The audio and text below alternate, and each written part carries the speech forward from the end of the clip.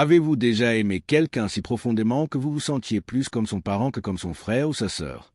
C'était moi avec ma sœur Clara, de 8 ans ma cadette, la petite dernière de la famille. C'était moi qui la portais sur mes épaules à la fête foraine, qui lui achetais une glace quand elle laissait tomber la sienne par terre. C'était moi qui m'asseyais à côté de son lit quand l'orage faisait trembler les vitres, lui murmurant qu'elle était en sécurité. Je pensais qu'être son frère aîné signifiait que je serais toujours son protecteur. Mais le temps a une façon cruelle de transformer les gens. La femme assise en face de moi à 24 ans n'était plus la petite fille dont je me souvenais. C'était Clara, adulte, polie, avec Daniel à ses côtés. Son fiancé, le genre d'homme dont le sourire ne touchait jamais ses yeux. Elle se pencha vers moi, la voix calme et tranchante. « Le mariage va coûter 55 000 $. Vous nous aiderez, n'est-ce pas ?» Ce n'était pas une demande. C'était une affirmation. Maman n'était partie que depuis 6 mois. La blessure était encore vive. Le genre de chagrin qui vous surprend la nuit, quand la maison s'effondre et qu'on s'attend à entendre ses pas. Elle m'a légué sa maison. Pas seulement 4 murs, mais son souvenir, son filet de sécurité, sa façon de dire « Je ne peux pas être là, mais je veux que tu ailles bien ».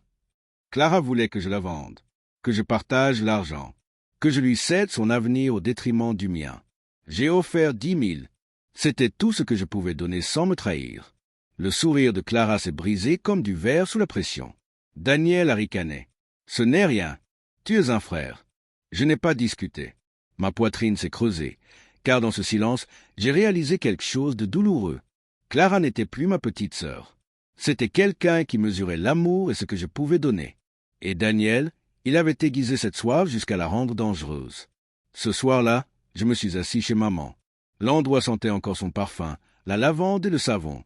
Je traversais les pièces, caressant le papier peint où mes marques d'enfance étaient encore tracées au crayon. Le nom de Clara griffonnait à côté du mien. Des lettres de travers, écrites de la main de maman.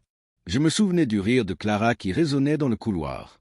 Je me souvenais de sa légèreté sur mes épaules, comme si la portée était porteur de joie. J'étais peiné de cette version d'elle, car elle n'était plus là. Une semaine plus tard, Clara me rappela, plus doux cette fois, presque timide. « Un dîner pour ton anniversaire, » dit-elle. « On veut te fêter. » Et je voulais la croire. Je voulais croire qu'elle se souvenait peut-être de moi comme de son frère, pas de son compte en banque. Ma femme m'accompagnait.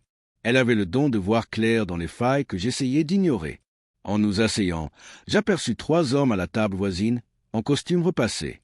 Pas de repas, juste des dossiers. J'eus un nœud dans l'estomac. Clara sourit comme si tout était normal. Daniel glissa une enveloppe sur la table. Un nouveau compte fiduciaire, un document qui leur donnerait tout ce que maman m'avait laissé. La maison, les économies, tout. Je n'ai même pas eu besoin de parler. Ma femme a discrètement sorti un enregistreur de son sac à main et l'a posé sur la table. La lumière rouge a clignoté comme un battement de cœur. Elle a expliqué ce qu'il faisait. Coercition, fraude, abus de confiance. L'atmosphère du restaurant a changé. Leurs visages se sont assombris. Les avocats se sont dispersés comme des oiseaux effrayés. Les yeux de Clara enterrés, cherchant une échappatoire. Daniel a serré la mâchoire, son charme s'est dénudé. Cela aurait dû être la fin. Mais ce ne fut pas le cas. Quelques jours plus tard, je me suis retrouvé dans le jardin de Daniel. Des guirlandes lumineuses étaient suspendues entre les arbres, une douce lueur chaude. L'air sentait le steak grillé, le vin renversé, l'air coupé. La musique flottait au-dessus des rires des voisins et des amis. Clara flottait dans une robe pâle, souriant comme si elle était la reine de sa propre histoire. Elle tournoyait sous les lumières, tendait Daniel, son rire aigu répétait. Et moi, je me tenais dans l'ombre, tenant ce même enregistreur dans ma poche. La vérité. Quand le toast a commencé, les verres se sont levés et la foule applaudit. J'ai senti ma poitrine se serrer, mon pouls marteler mes oreilles. Ma main tremblait en prenant le micro. Je ne devais pas parler ce soir, ai-je dit à voix basse. Mais je ne peux pas rester ici et laisser cette célébration se fondre dans des mensonges. La foule s'est tue. Le sourire de Clara s'est figé au milieu d'un rire. La main de Daniel se raidit. Il y a quelques nuits, ai-je continué. J'étais invité à dîner. Je pensais que c'était pour mon anniversaire. Au lieu de cela, j'ai été pris au piège. On m'a poussé à céder l'héritage de ma mère. À céder sa maison, son héritage. Tout ce qu'elle m'avait confié. Des halètements ont parcouru la foule. Quelques murmures. Quelqu'un a laissé tomber un verre. Ma femme appuyait sur lecture. Le magnétophone a clignoté en rouge. Et puis leurs voix ont empli la nuit. Clarisse, cinglante, impatiente. Signé. Partagez l'argent. Daniel est sûr et certain de 50-50e. Faites-le. L'écho résonnait sous les guirlandes lumineuses, perturbant la musique, les rires, la célébration soigneusement mise en scène. J'ai regardé les invités, les amis qui s'agitaient soudainement, mal à l'aise, les voisins qui échangeaient des murmures. Les sourires se sont évanouis.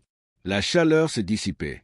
Les yeux de Clara ont zigzagué comme un oiseau pris au piège. Le visage de Daniel s'est durci. Mais au-delà, j'ai vu la panique. Et à cet instant, j'ai tout repris possession. Pas seulement la maison, pas seulement le souvenir de maman, mais moi-même, le garçon qui portait autrefois sa sœur sur ses épaules, l'homme qui exauçait les dernières volontés de sa mère, le frère qui avait enfin assumé le poids de la cupidité d'autrui. J'ai posé délicatement le micro sur la table. Le silence était plus fort que les applaudissements. Ça se termine ce soir, ai-je dit.